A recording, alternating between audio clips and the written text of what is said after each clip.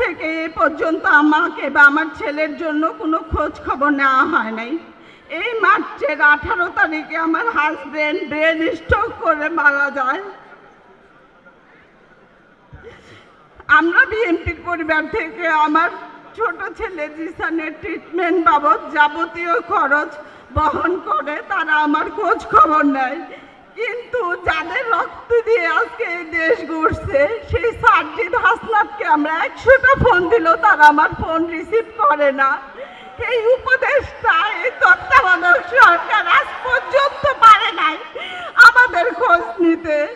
আমার হাজবেন্ড মারা গেছে আজকে 3 মাস।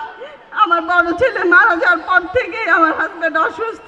এই রোজা গেছে আমার হাজবেন্ড মারা গেছে মার্চের 18 তারিখে। আমার ছেলের এপ্রিলের 26 তারিখে একটা অপারেশন হয়, সেটাও আমরা বিএনপির পরিবার থেকে করে দিছে। তারা যদি আমার পাশে না থাকতো হয়তো আমি আমার সেই সফলতাটুকু বাঁচাইতে পারতাম না।